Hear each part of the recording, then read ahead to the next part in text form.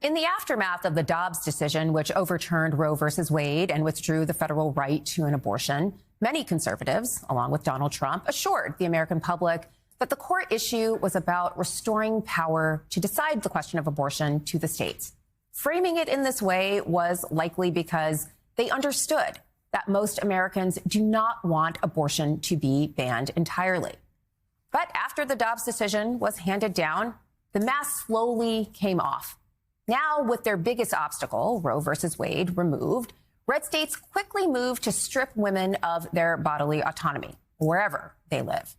The mantle of states' rights gave way to the concept of fetal personhood, and suddenly, a movement that now calls for a fertilized egg to be granted legal rights. All of this has been turbocharged. This not only opens the door for every miscarriage in an anti-abortion state to become a potential murder investigation, fetal personhood has also laid the groundwork for a wave of draconian, Handmaid's Tale-style laws in anti-abortion states that are specifically designed to reach across state lines to criminalize abortion, even in places where it is still legal.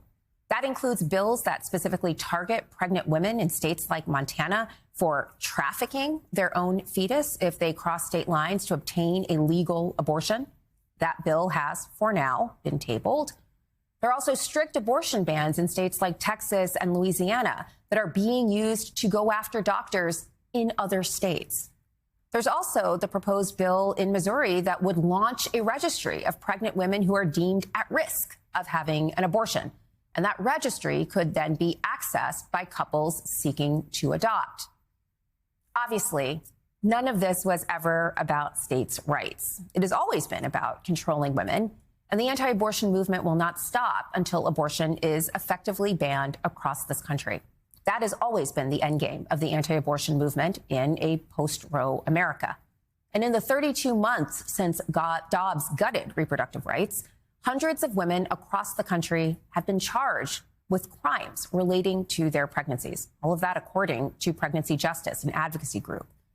Since Donald Trump took office, he's issued a slew of orders that align with Project 2025's proposals.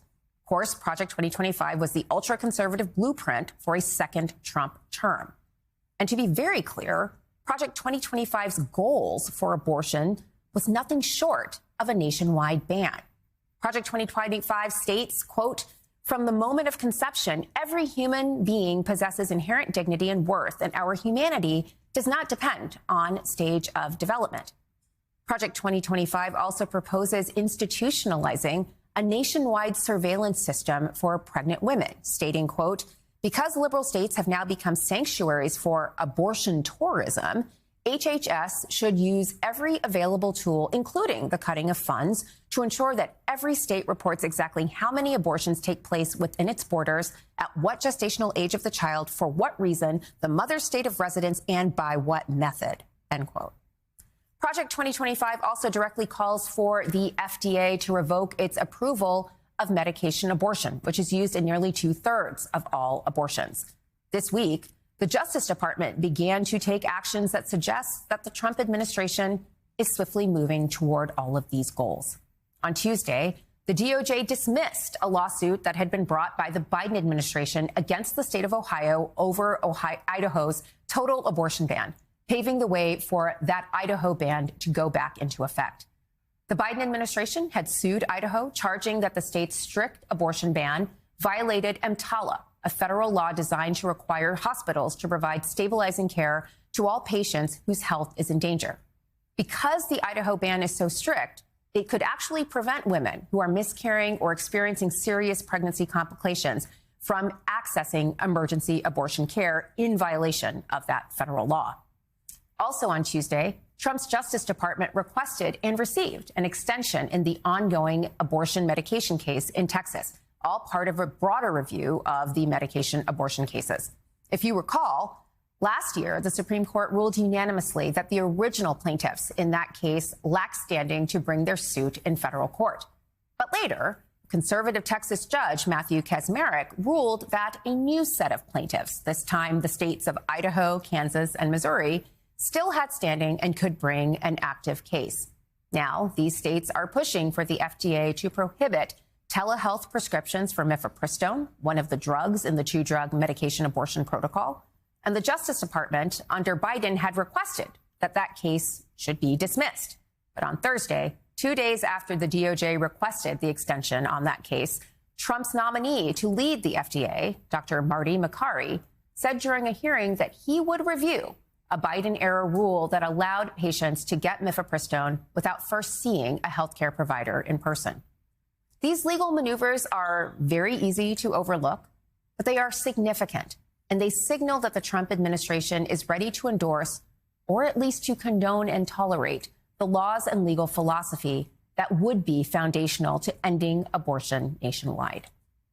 Joining me now is Dr. Michelle Goodwin, a professor of constitutional law and global health policy at Georgetown University Law Center. Michelle is also the host of the On the Issues with Michelle Goodwin podcast and the author of the book, Policing the Womb, Invisible Women and the Criminalization of Motherhood. Michelle, so much to talk about. How do you interpret this week's moves by the DOJ, particularly with regard to the requested extension in the mifepristone case? Well, as you laid out very clearly, Melissa, what we see is the beginning of Project 2025 taking shape within the DOJ and more broadly within the Trump administration. We have to understand that the Emergency Medical Treatment and Labor Act, which is EMTALA, was in fact passed during a Republican administration. It was when Reagan was in the White House. And then it was further through DOJ clarification that it also applied to matters of abortion as well. Now, all of this together, as you've laid out, it's Idaho in crisis, which is really a matter of democracy.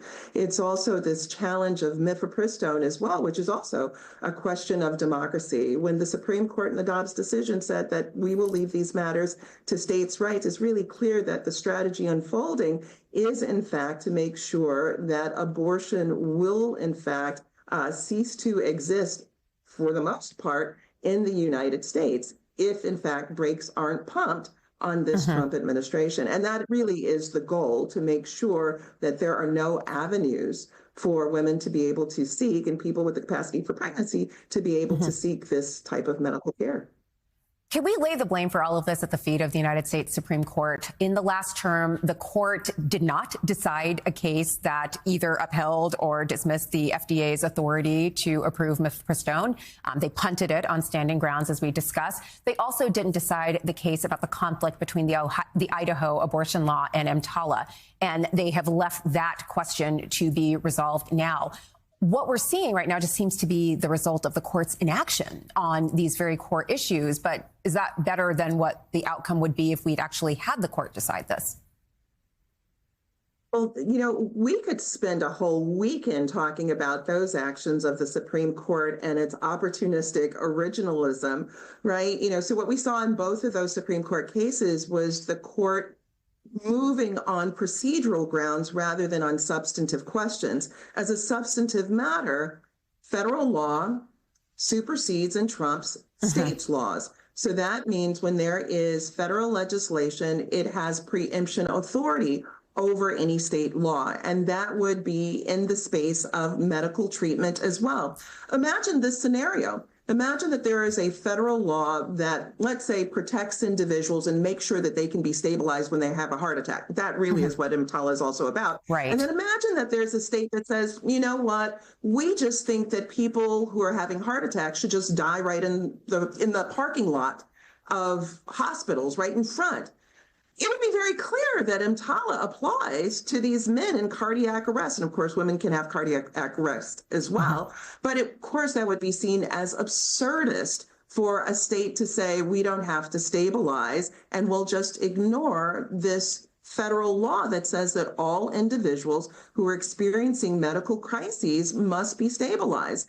It is just that there is this selectivity that seeks to carve out these kinds of harms that are permissible in the lives of women and girls and those who are having reproductive crises. All right, there's entirely too much to talk about as we begin our slouch towards Gilead. Michelle Goodwin, thank you so much for your insights today.